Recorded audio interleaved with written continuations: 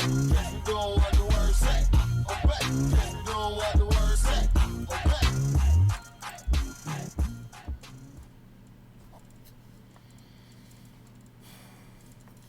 Hello, my name is Robbie. On here, I am Templar Knight. Every person who believes in God but does not attend church has a story why. But whenever two or more people gather in God's name, He is with them. So this is church. Welcome. I'm glad you're here. Tonight, we are continuing on with our series we've called Obey, where we are discussing the Ten Commandments, what they meant and what they mean now. So, we are currently getting ready for the fourth commandment. Now, I'm guessing most people here don't have them memorized, so we'll just hop right in, go straight to the Bible, to the same series, or the same book we've been going through, Exodus, chapter 20. And we're going to skip on down. First commandment, have no other gods before only me. Second one, make no idols. Third one, don't misuse the Lord's name. Now we're on to the fourth one with verse 8 through 11. Observe the Sabbath day to keep it holy. Work 6 days and do everything you need to do. But the seventh day is a Sabbath to God, your God. Don't do any work, not you, nor your son, nor your daughter, nor your servants, nor your maid, nor your animals, not even a foreign guest visiting in your town. For in 6 days God made heaven, earth, and seas, and everything in them. He rested on the seventh day.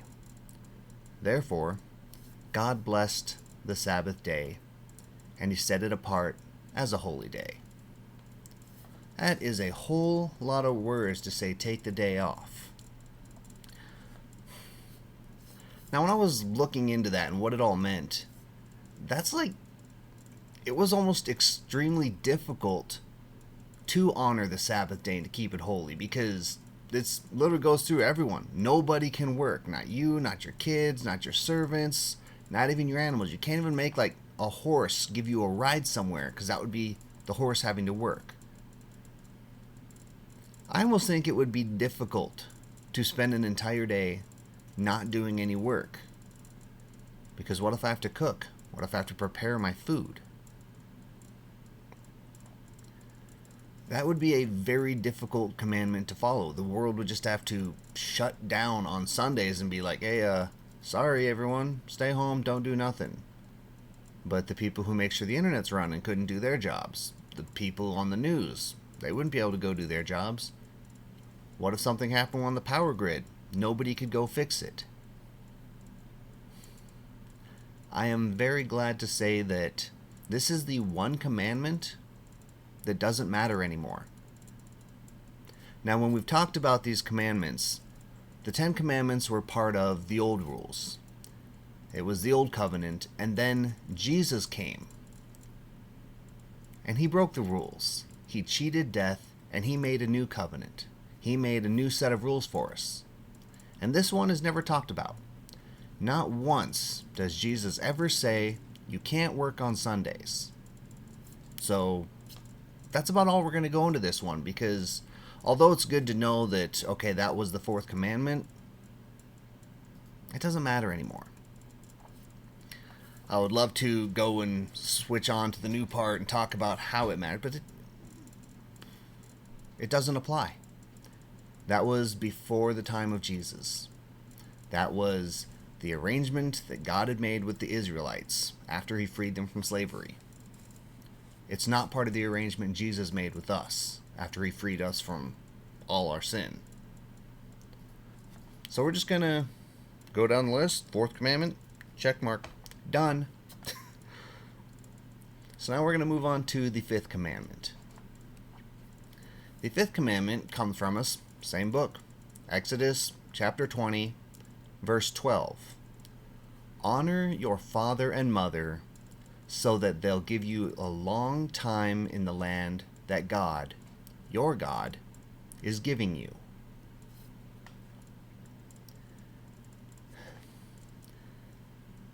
Now that is, it's commonly just said, honor your father and mother, because that is the commandment. So what is that extra point at the end? Fun fact, this is the only commandment that has a asterisk on it, a star, a so that this can happen. All the other ones just say, don't do this, don't do this. This one says, do this so that this can happen. So what does it say? It says, so that you'll give a long life in the land that God's given you. So really, what are we breaking this down into?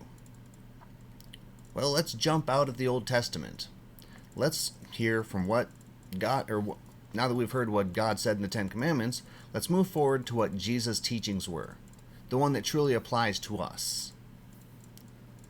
So again, I'm sorry I'm hitting the Bible verses real heavy in this series. I'm trying to get them out of the way at the beginning, but I need you guys to realize that this isn't just me sitting here preaching off what I know.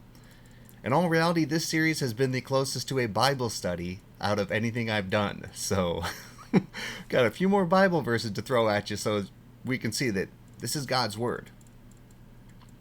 So we're going to hop ahead to Ephesians 6, New Testament. Verse 1 through 3. Children, do what your parents tell you. That is only right.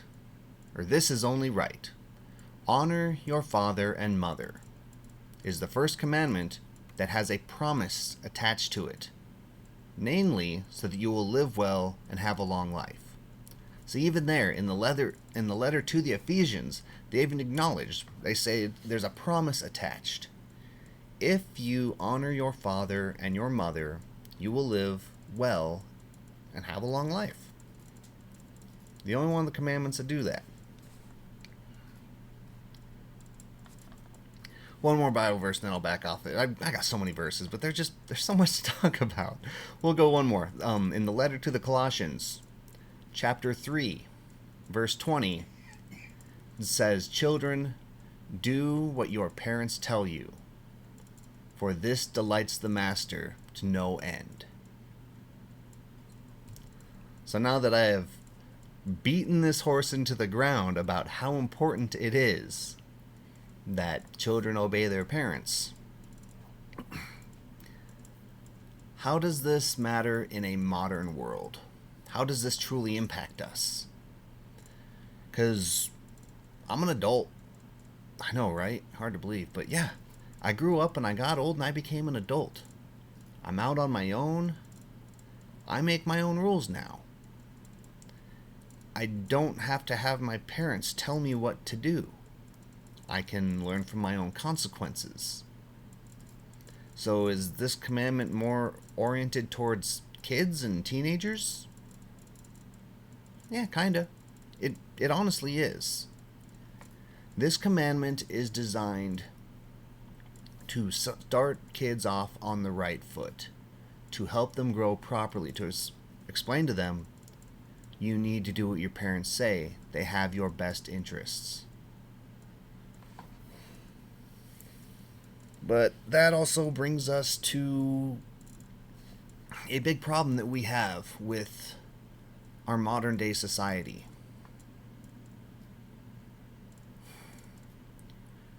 We got a lot of moms and dads out there who aren't good parents. We have a lot of moms and dads out there who aren't looking out for their kids' best interests, who aren't doing their best to guide their children. And it's so hard to watch and see, but that's the way the world's come. It's what's happening these days.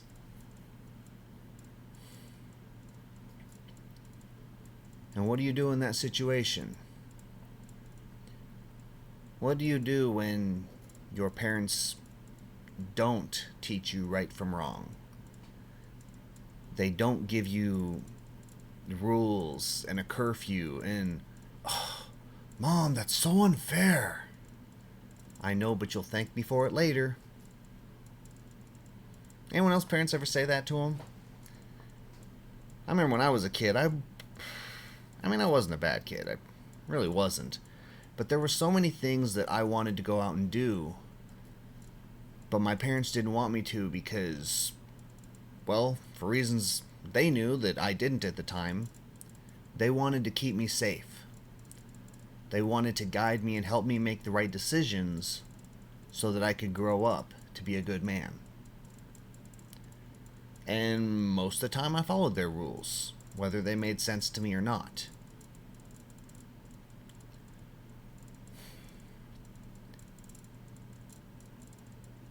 And my parents were a prime example of one of the things we are missing in modern society.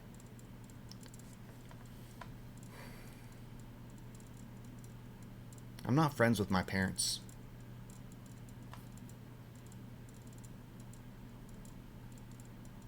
Because they were focused on being my parent, not being my friend. And that may sound harsh and cold to say, but that was what I needed. And that is what society is missing in so many families.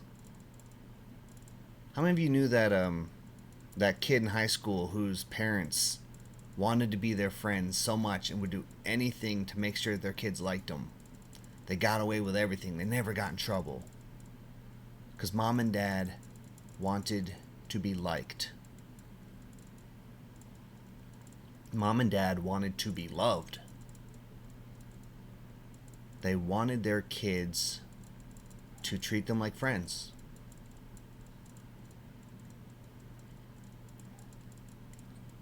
Fun fact. Did you know in the Bible, not once does it say as kids that we are required to love our parents? When I heard that, it took me back and I went looking. And then I started going down the rabbit hole of why. I'm told to love my neighbor. I'm told to love the Lord my God. I'm told so many things I must love. But whenever it came to mom and dad, whenever it comes to the parents, I am to honor them. I am to listen. I am to obey. Now, granted, love comes naturally. And we all do. I'd like to think we all do love our parents in some extent. But even in the Bible, our parents were not meant to be our friends. They were meant to be our guardians. They were meant to guide us. They were meant to develop us and raise us.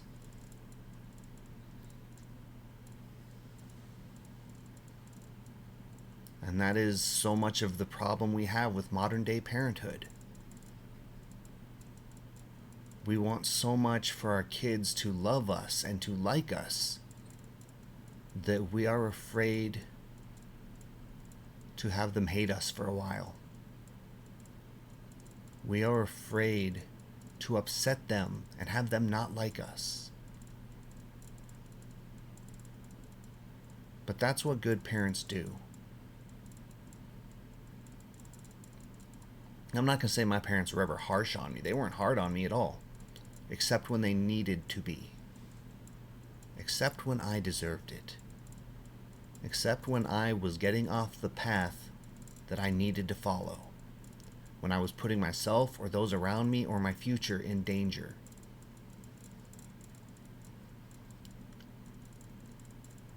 That was when my parents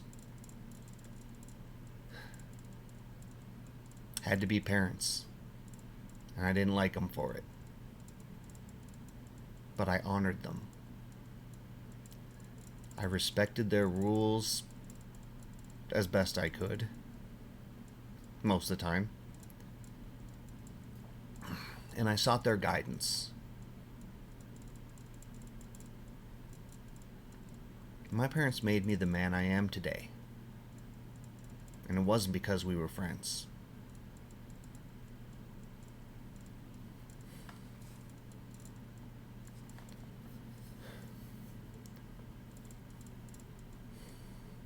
So when it says honor your parents, it's not just talking about do as your parents say. It's not saying, oh, well, dad said to do this, so I have to do it. That's not what it's about. Because sometimes your parents will be wrong. Sometimes as a parent, you will be wrong. It's bound to happen. So I like to look at it more in the phrase of honoring my parents by who I am. I was caught up in a movie this week that fit the situation perfectly. I was literally just scrolling through the internet trying to find something to throw up on a side monitor while I was watching. And I happened to find the old Disney animated film Mulan. So I'm like, hey, that's a good one. I haven't seen the new one yet, but you know the old one with the cartoon and the dragon Mushu? Great show. And the more I'm sitting here reading about the fifth commandment and reading it, and I got this show on the side, the more it's drawing my attention to where I actually just kind of stopped and watched the show. Now, for those of you who haven't seen it, it is a film about China way back in the day when the Mongolians attacked. And the emperor calls for every family to send forth one male to join the army and fight for China. Now, our main character, her name is Mulan. She, for all intents and purposes, is an only child that we know of, and she's a girl. And women back in that day, in that country, in that culture, had a completely different way that they had to behave, that they had to act. And the movie constantly threw around the phrase honor and dishonor because it was so important to them. Well, her father's old and already fought in wars, and he doesn't move like he used to. So she pretends to be a man and joins the army. And there's all sorts of shenanigans in the film. Great show. If you haven't watched it, or even if you have, you should go back and watch it again. It's a really good movie.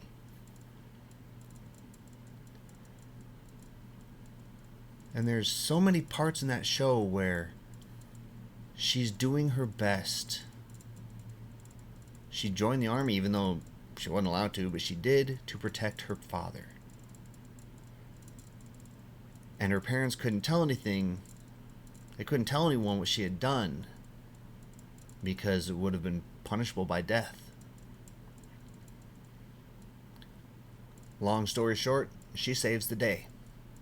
She saves China, she saves the emperor, she defeats the bad guy.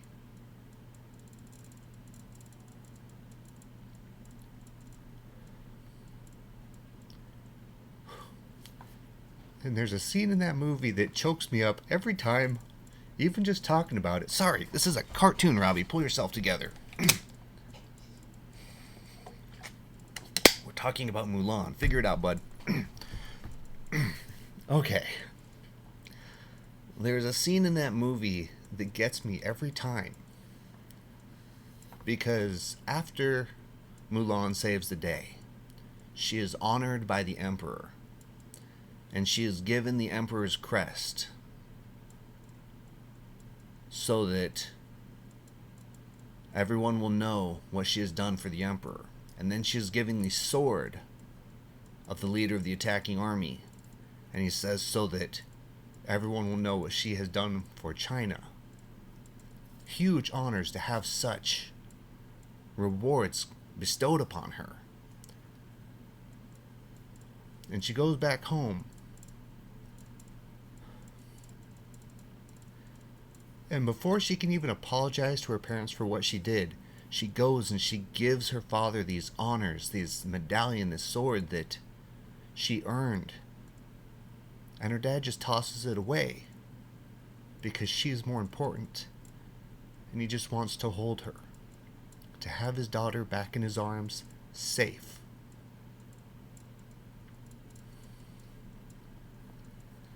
That scene gets me every time.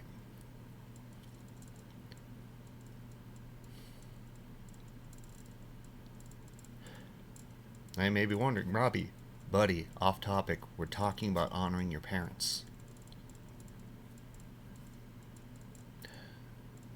Isn't that what we're talking about, though?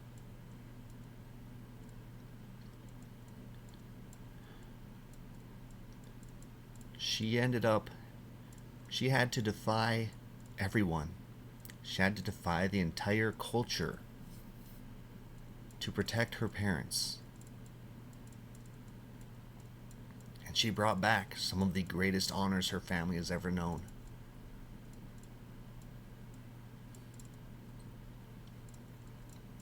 Nowadays, we're not going to see stuff like that. You may have soldiers who go off to war and they return with their medals, their honors of what they have done. And I'm sure their parents are proud of them, because they grew up to be honorable people. So I can't speak for America as a whole and say that every parent has their best child's interest in mind, that everyone is a good parent and they'll always be, and they'll always guide their kids the right way.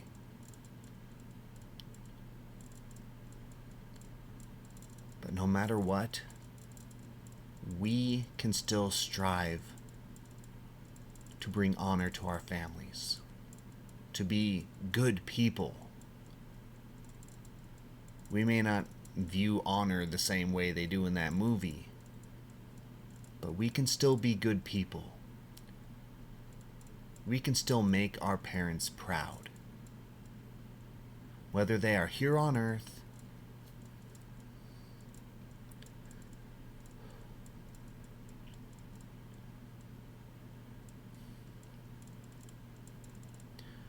we can still honor our parents by being good people, by trying our best to live the lives that God designed for us, to do our best to follow His path.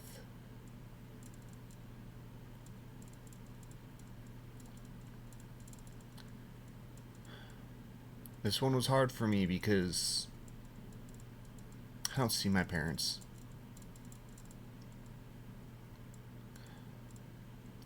And it's hard for me to sit here and say, oh, honor your parents and do what they say, when I have such a distant relationship with my own.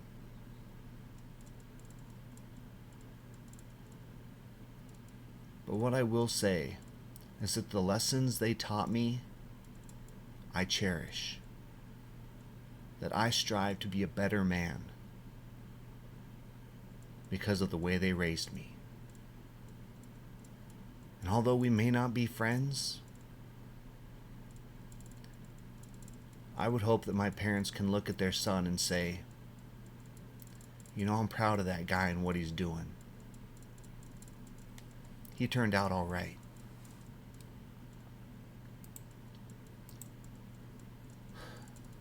So this is my challenge for you.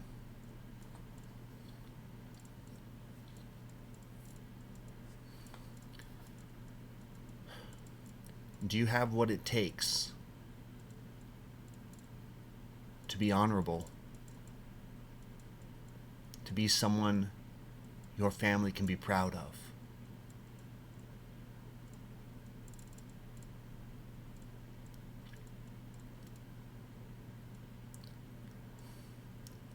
And from the other end of that, are you also making sure that you are guiding your kids, that you are raising them to be good people, to be better than you were, to bring you honor? Because it all trickles downhill.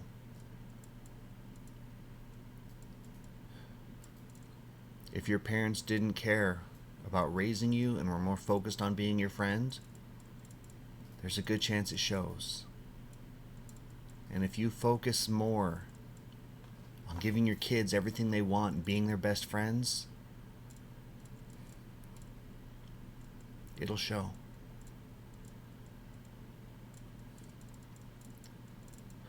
So let's do our best to make sure that we can be someone our parents are proud of.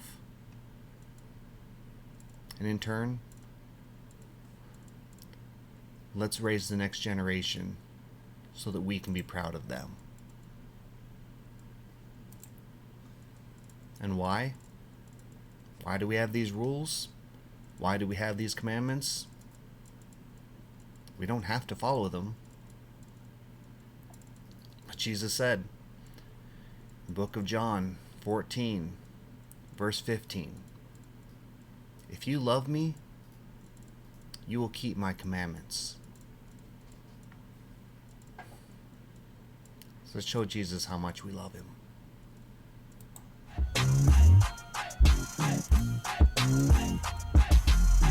Obey, yes, we doing what the word say. Obey, yes, we doing what